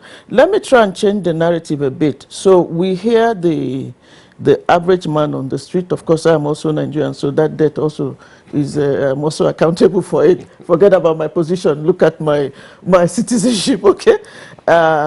So we seem to be, the narrative has just been focused, even though we have tried to change it significantly, on debt to GDP. From 2017, if you look at our various analysis and write-ups, we always talk about revenues. Okay, so we publicly say that, whether it's in a press release or in an interactive session like you showed, we talk about debt service to revenue. We are not keeping it aside, but somehow the narrative has been focused on rising debt and low debt to GDP. No, we talk about debt to GDP ratio because it's one of the measures of debt sustainability, but we are openly talking about debt service to revenue, and we should not ignore that. I've been very vocal about raising revenues, diversifying revenues, and also going all the routes of PPP, because really, we don't even have the capacity or can't access all the funds we need to improve infrastructure. So clearly some things have to be done. So I'm very grateful for all the opportunities that have come, and we talk about them. We need to look at revenue. So really, I would have been, it would be good for us as a nation if we face all of these issues and decide, let's shift the narrative to revenues. Let's all begin to focus on revenues, because long term, that's what will reduce the level of new borrowing, because obviously you are generating your own money. So reduce your new borrowing, improve your debt service to revenue ratio to bring it down. And then thirdly, to create the savings that you want, which you should have as a country. So I think the narrative should shift to revenues. We should be each and every one of us should be advocates for revenues, because it has an extremely strong impact, not just on debt, but on the fundamentals of the Nigerian economy. So we need to focus on that. Just speaking to the last issue, I think Professor Ife talked about, which is about government raising equity. I believe there have been numerous analyses and submissions to that effect. Raising equity means privatization. The other softer component is commercialization. I think we need to put all of these things on the table. We've been in various committees, and I believe Prof, and I think Professor Ife as well, we've been in various committees where we have made recommendations to that effect. But it doesn't look like, as a public, we are focused on driving that agenda. We're talking more of rising debt and rising debt. But there are these other things that can be done. Like I said, what did Saudi Arabia do? They sold part of the government sold part of its shares in Aramco. So there are these options, but it looks like the analysis in the media space is a bit silent about that. And as we remain silent, a bit silent on revenue sources and what government should be involved in or exit, privatize, or commercialize, the debt will keep growing. So for me, the two are the same. And I hope one of the things we can take away from here is, let's begin to talk about those other options apart from borrowing. And we need to focus on them. We can't be silent about that. But the DMO is very focused on revenues and public-private partnerships. We're not silent about that. And I think the other point to be made also is we should not be unmindful of the fact that some of that borrowing contributes to external reserves. You just need to look at the level of external reserves, plot a graph, and you will see each time we issue a Eurobond, the level of external reserves go up. So that is not just borrowing for debt is growing, contributes to external reserve. If you look at the figure end of September last year, or we did 1.2 billion this week, by the time you look at the CBN's reserves by Thursday or Friday, you will see a hike by that amount. So that is also a mechanism for increasing. So debt is contributing positively to external reserves, and of course gives us support for the Naira. So there are these other things we are not talking about. The narrative is rising debt and debt service. No, as a country, we should begin to look at the fundamental issues, and when we address them, then we can take care of those. So speaking to the question about DMO being a gatekeeper, yes, the act establishing, like you might say, the DMO was absolutely a child of necessity, but it's also good to say that there are DMOs in other countries, including the UK. The US has a different nomenclature for it. I would say that in terms of being a gatekeeper, so some of our basic functions, we do them, like keeping the public debt data. You know, that was one of the reasons we had a problem with debt. We didn't have data. So we keep the data, and for the benefit of that data, and one of the good things about keeping the data is also publishing it, which is why we can talk about public debt. We can all have very robust discussions around it. So we keep that data. But we also conduct, we use two tools from the Debt Management Office. We have a medium-term debt management strategy. It's one thing to approve a borrowing, but how do you go about it? So we have a 4-year strategy which is approved by the Federal Executive Council that says this is the strategy for borrowing. And one of the key components of it is that, we would maximize what is available from the concessional sources to keep debt service low. But the very important one, I should say, well, equally important, is the debt sustainability analysis, which is what we're talking about. Is debt sustainable? So that is done annually and published on our website. And we involve other stakeholders. So the CBN is quite active because we take a look 20 years into the future. What will exchange rate be? What will the level of external export revenues? What will inflation rate be? We do all of those, and then we tell the government, based on this and the 40% limit, over this period, really, this is the maximum that you should borrow. Okay, so that is done in terms of being gatekeepers. But I also like the point that, which probably explains also why, when you look at everything, debt to GDP is still below 40%. But really, the challenge is revenue. And like I said, we have to shift that narrative to revenue and other things that we can do as a government to reduce government expenditure, okay, as well as generate, if you privatize, you generate revenue. And then the things that we're doing with the Strategic Revenue Growth Initiative and the Finance Act, we continue them. I hope this medium will be one of those opportunities that we can begin to use from now on to sensitize Nigeria towards those issues. He made reference to the fact, for instance, if you have COVID, to start with, we haven't probably invested as we should in healthcare. What do you do? Nothing? You have to do something. Or infrastructure. Just look at the level of expenditure that has gone into infrastructure, the improvements. What should you do? How do you attract capital in a competitive environment? There must be the basics and the fundamentals. So we think we're on a journey, but quite candidly, if I may summarize, there are structural issues that we need to deal with, and then we can begin to move on. Thank you. Okay, Professor Badan, I think you may like to speak to some of the issues that she has raised, some fundamental issues that she has raised, and you may add this to that. There's nothing wrong in borrowing, as you have all said, and that we are currently borrowing responsibly. But there are many nations that have borrowed in the past that got suddenly industrialized. Like Brazil, for instance. Yes. Now, Nigerians may be asking this question. Where do the monies borrowed go to? Yes, you have infrastructure. We are building rail lines and what have you, road construction, and what have you. But the most important thing is this. You have mentioned the idea that, we have to focus on revenue generation, right, to be able to service the debts that we owe. Are you satisfied with the deployment of the funds that are being borrowed from the different sources that you have mentioned here? If not, what should the government do to perhaps ramp up revenue generation locally to service this debt? And is it not important to think towards deploying these funds towards industrialization for us to now have facilitated revenue generation through industrialization in the country? Well, thank you very much, Kirian. Yes, let me say that. And I agree with the perspective shared that the current government has been borrowing responsibly, to the extent that borrowed funds have been targeted to different kinds of infrastructure, capital projects to bridge the infrastructure deficit. But it had not always been so. Kingsley made reference, some time ago to the debt crisis of 1980s, 1990s, up to the mid-2000s. That's right. Where the country got a reprieve through debt cancellation, from the Paris Club, and eventually settled the London Club debts. borrowing at that time could not be said to be responsible.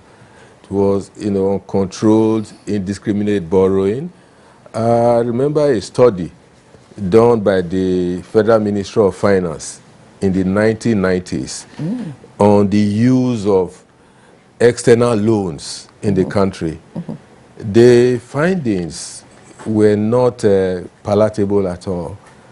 It was found there was evidence of diversion of borrowed funds from abroad to the extent that the projects to which some of them were supposed to be deployed were never found anywhere. Yet the loans were completely drawn down, which means the money went somewhere. Some of the projects were, commissioned and working in fits and starts. Others were at different stages of abandonment. So such scenario could not be said to represent, responsible borrowing. But the present situation has changed somehow. At least we see the various roads, like the DG, DMO mentioned, the use of sukuk, bonds, green bonds. We see the roads and the signboards and all that one. But the issue of deployment of borrowed funds to industrialization, well, if we deploy borrowed funds to developing world-class infrastructure, railways, roads, airports, seaports, and all that, those are factors that promote industrialization. Ms. Patience, made reference to it. They are enabling factors of industrialization. They are what investors look out for. If they put their money here, will the money be productive, and so on and so forth. So invariably, if we're able to get a good handle on the country's infrastructure deficit, it will, catalyze industrialization and other elements of development, in the country. Professor Mike Abada, Yes. I'm sorry to interrupt you at this stage. Yes. Because Professor Kenife is having to leave us in a few minutes. Okay. So I want to go back to him at Enugu, where he's with us via Zoom, and ask him a question so that we will, of course, have the benefit of your continuing presence in the studios here. Professor Kenife, I would also like you to weigh in on the issue of what we are borrowing for and how we can recoup and, of course, have something to save. There's just one point I would like to take. I know you've also talked about equity, which would be that commercialization or privatization. We've had issues with privatization in this country, no question about that. It's not been all salutary all around. But just look at one basic thing. I don't know how all of this fits into our borrowing and debt management. One, we say that, okay, we're spending a lot also on subsidy for refined petroleum products.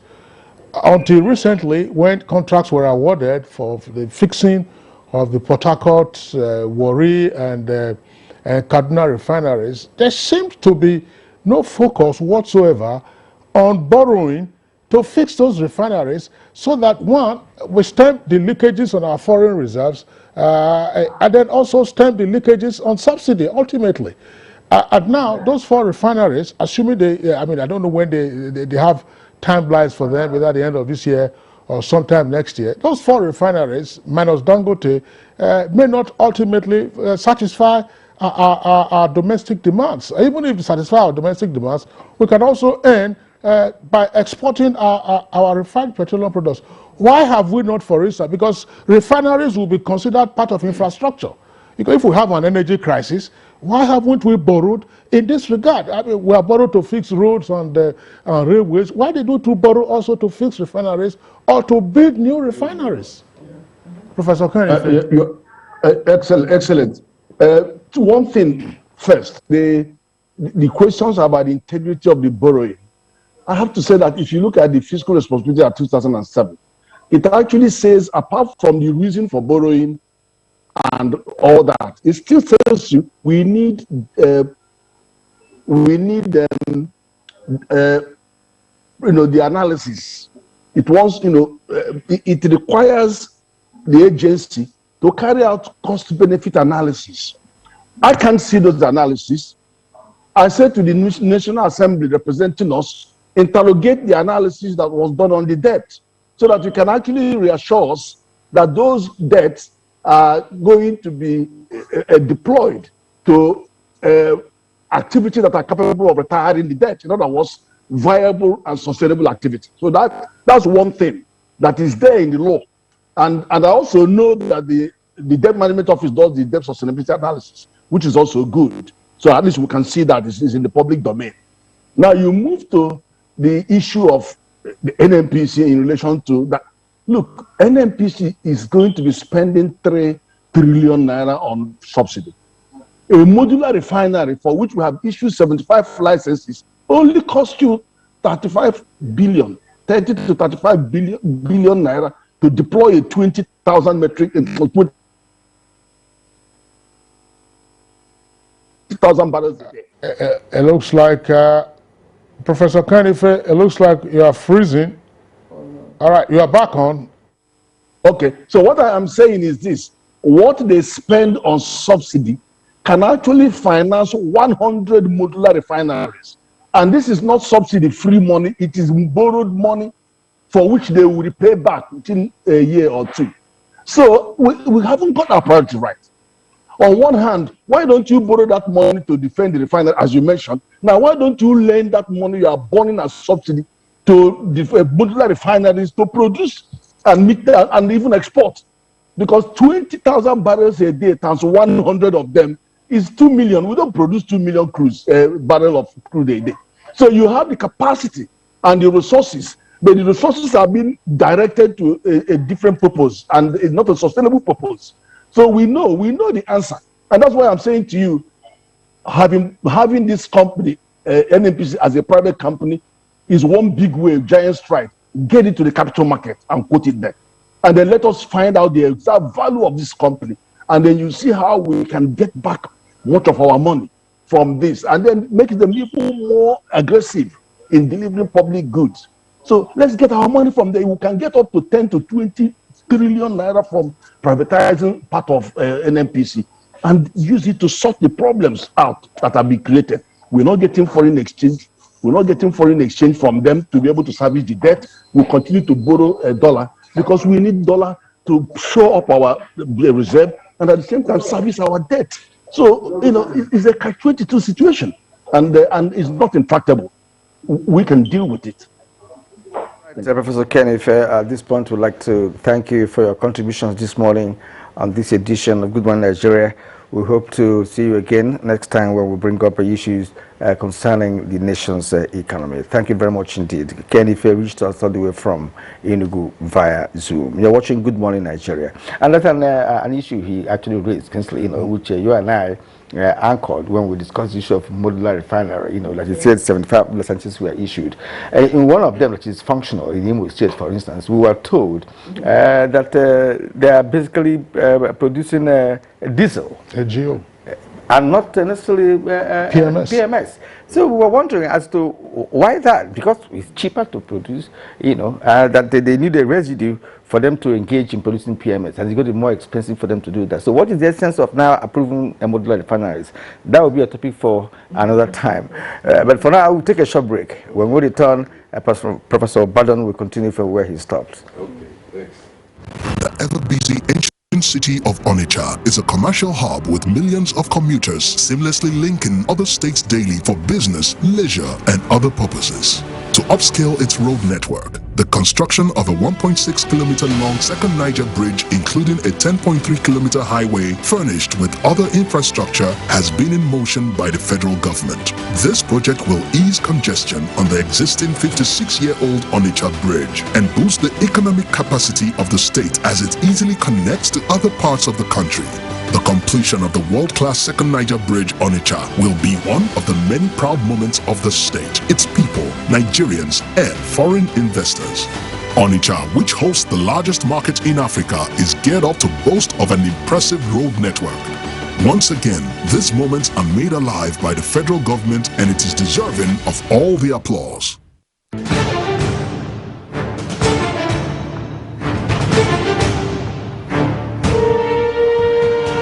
Finally, the hero of Nigeria's democracy has arrived. He shall usher us into a new phase of development, peace, and prosperity. He is the father of the new Nigeria, His Excellency President Muhammadu Buhari, GCFR.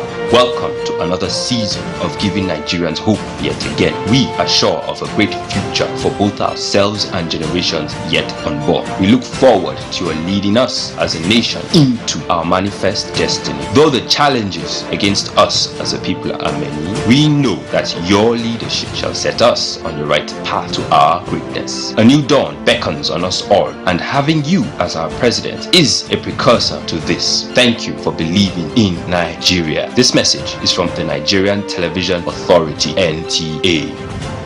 Our pastors, our imams, in every church, in every mosque, please realize that in the course of praying for peaceful and transparent elections, we all have duties beyond prayers. If we want a stable society before, during, and after the elections, what should you be saying to those that worship with you? All Sundays and all Fridays, you are saddled with the responsibility of bringing up good generations. It is therefore your duty to both man and God to ensure peace all the time, no matter about elections alone. People talk to people and people listen. Talk to your followers. Make them listen to ensure peaceful 2023 elections. This message is from the National Orientation Agency. Dialogue, empathy, love and unity. These are vital components of nation building. For all to be well, we appeal that we should refrain from volatile, provocative, inciting messages and language. Let's build and not destroy.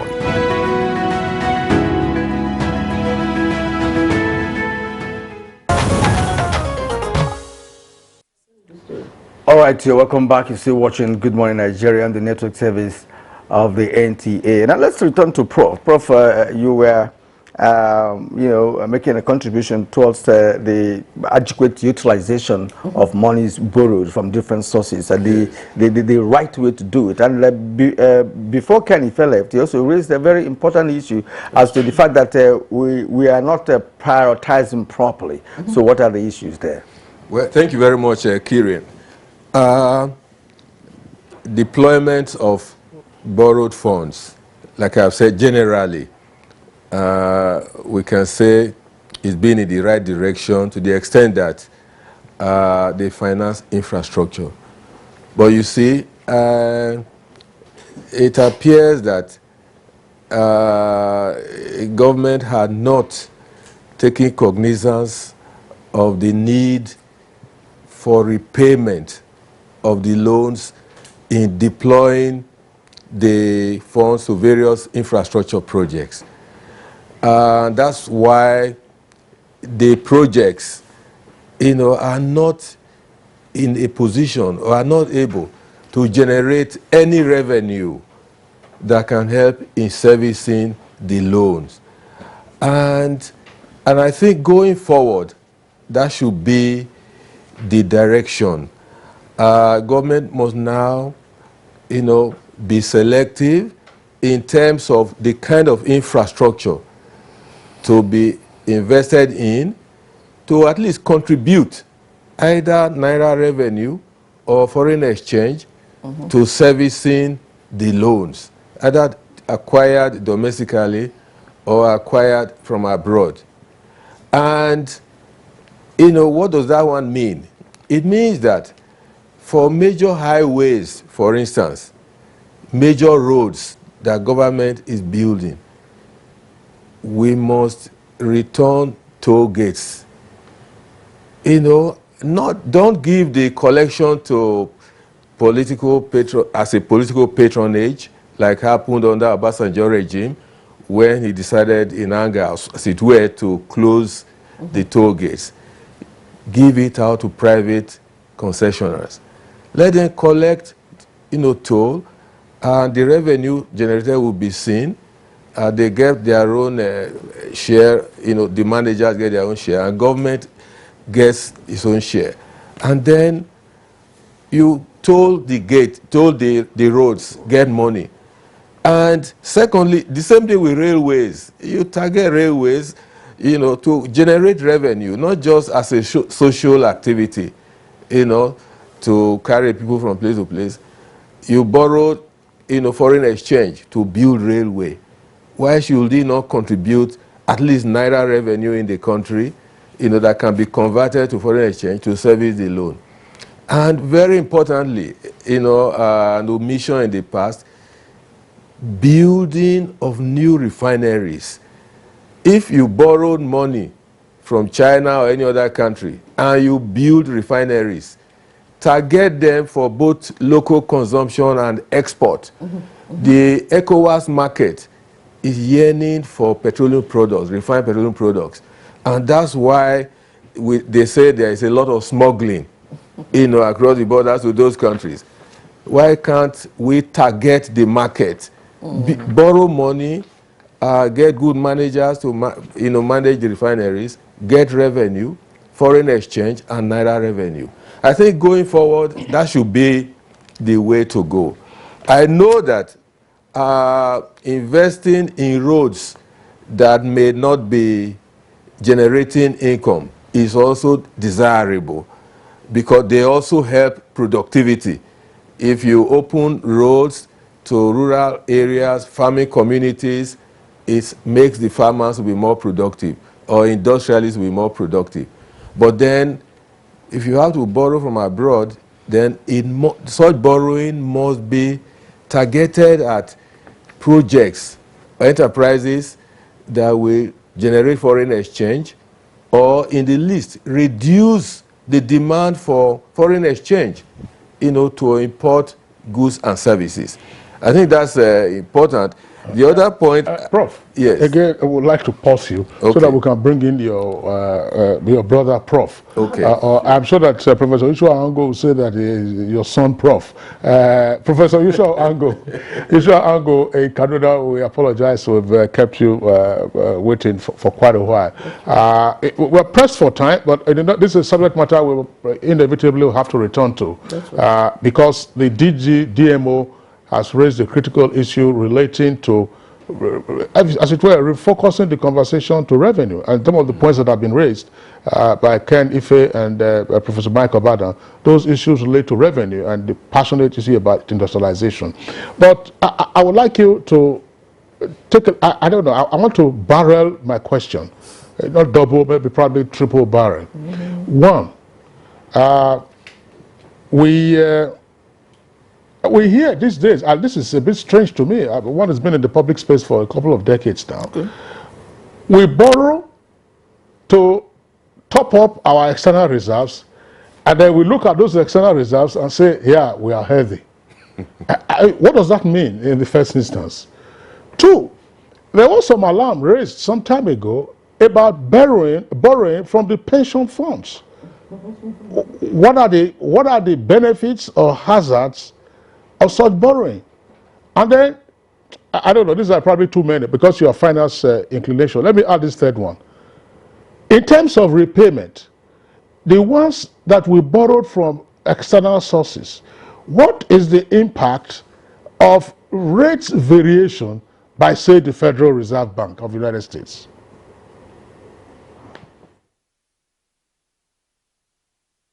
Well, thank you very much. Let me try and attempt to take them one by one, not necessarily in the same order.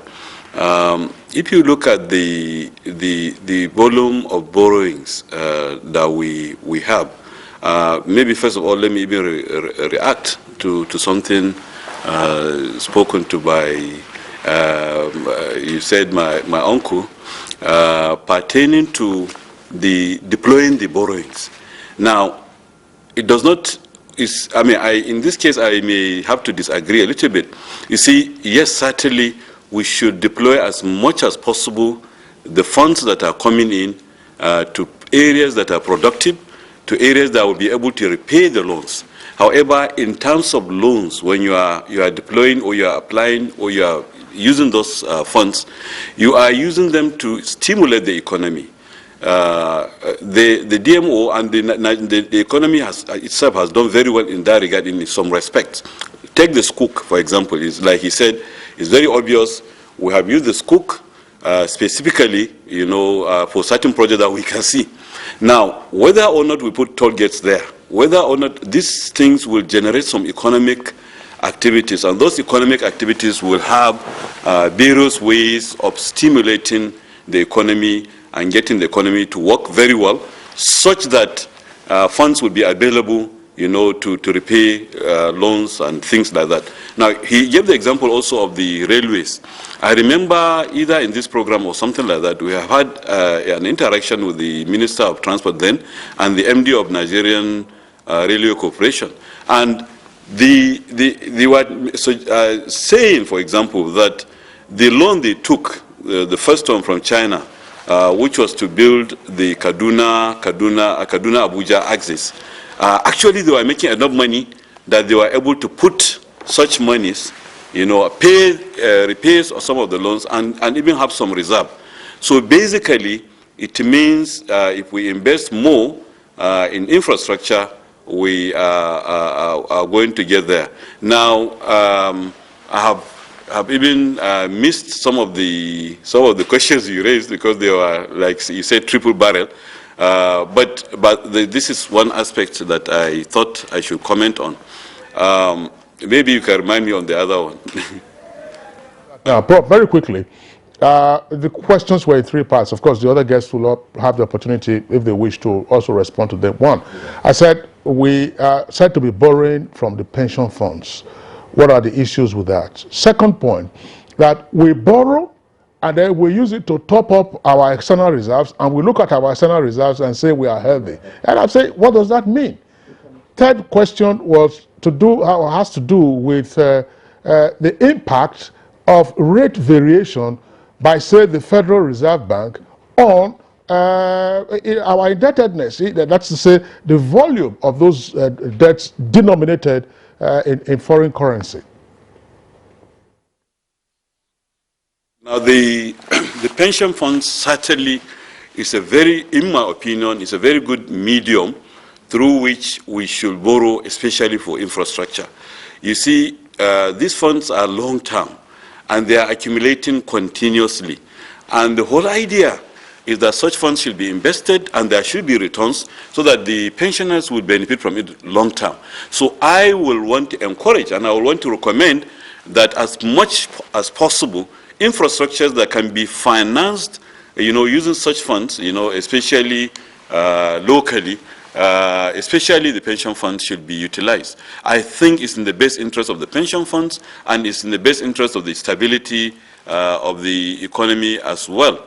Now, in terms of variability of rates, with regards to funds that are received from some multilateral agencies, well, the DMO is here.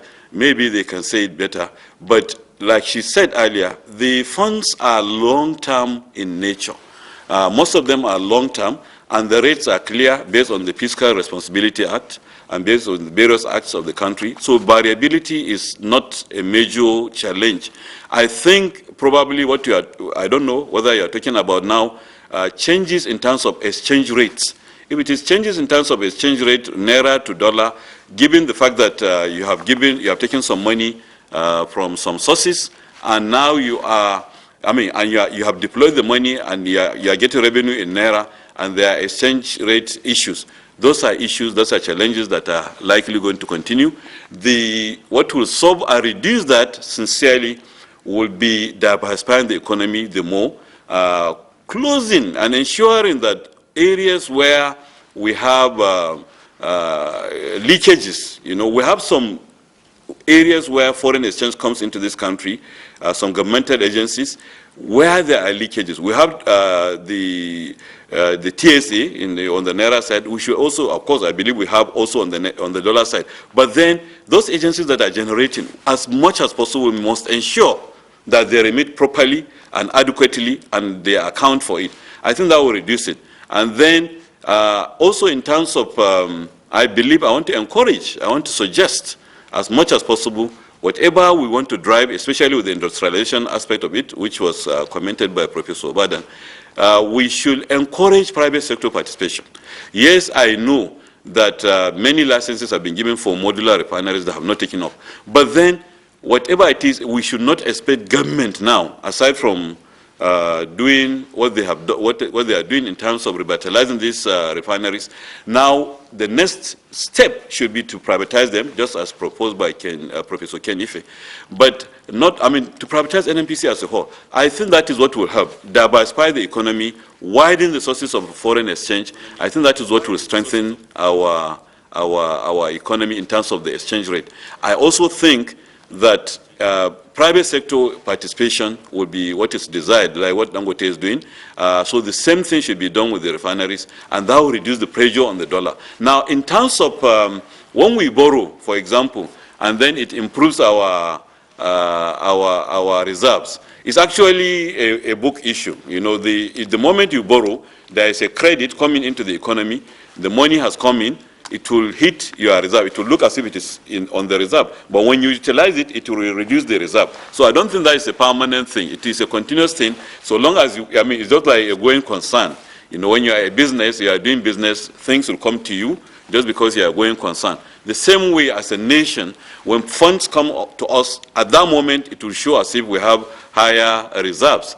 But in actual sense, it's just a transition. You know, funds are coming into the economy. When they are utilized, they will come down a little bit. That is what I think will happen, in my opinion. Okay, DG, maybe you can come on that. You can speak to some of the issues here. Yes. Because that question, you know, is a triple barrier. What, we won't count it, but we'll respond. I think let's take the issue of reserves. So the raising money through Eurobonds, those are tenured funds, anywhere from, so far what we've done, from 7 to 30 years. It means you have the dollars, they come in now.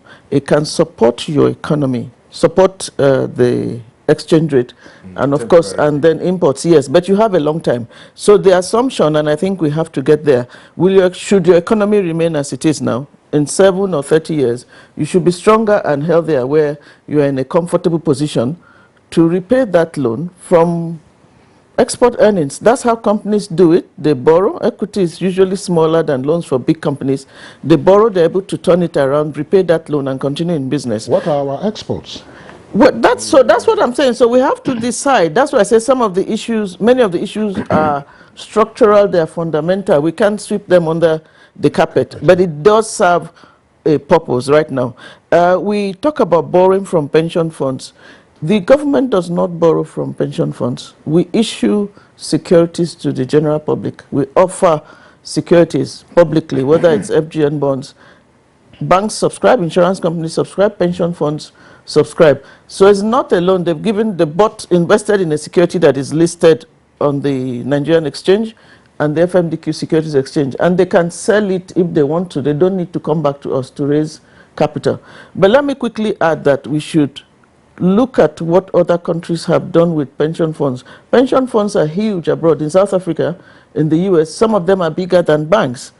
So they invest in corporate bonds, corporate equities, they invest in government securities.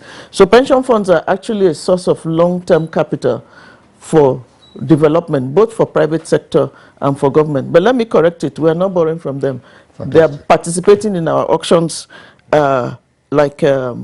as any other investor can, does. For rate variation, let me just add, if we're looking at interest rates, really, most of our products, whether domestic or external, they're fixed rates. Okay, so even if US rates go up, it's one of our measures of debt sustainability. Okay. Thank you. All right. Patience Soniha, Director General, Debt Management Office. We thank you for being part of our show this morning. Thank Professor Michael Badan, Professor of Economics, University of Benin, and Non-Executive Director, Central Bank of Nigeria. We appreciate you. Thank you. Thank you very much. Professor Yushao Ango, Dean, School of Postgraduate Studies, Kaduna State University. It's been wonderful having you as our guest this morning on Good Morning Nigeria. Thank you for coming. All right, now let's take a bit of sports.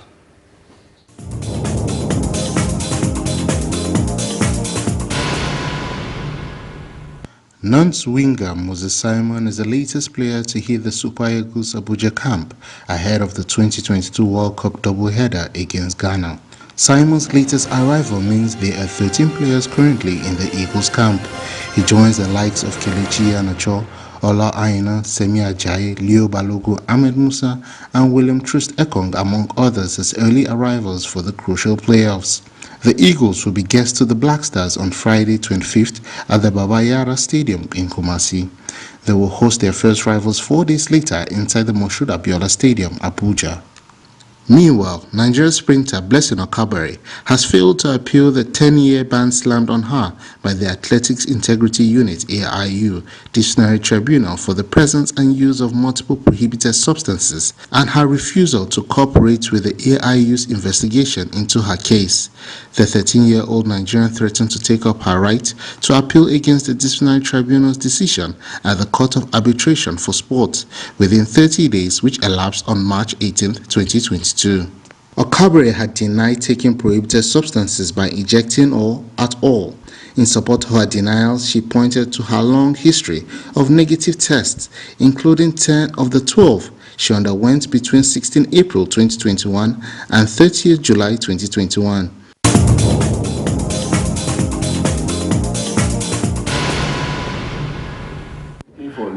All right, so well, the conversation is still continuing in the background, which of course tells us that it's a subject matter we'll have to return to for better clarification, Kirian, as well as citizen responsibility and action, as particularly the DG of the Development Office pointed out that we have to focus now on revenue. And what are those sources of revenue and what do we need to do? But thank you for tuning in today on to Good Morning Nigeria.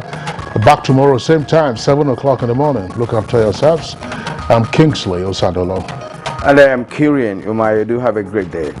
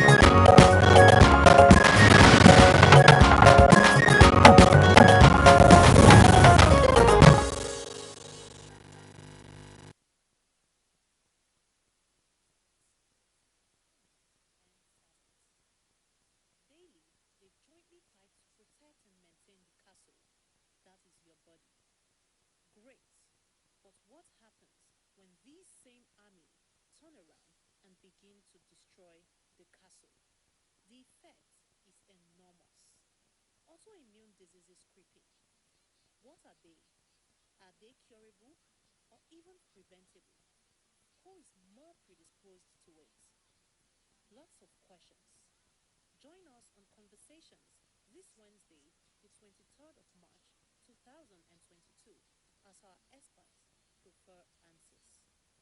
9 a.m.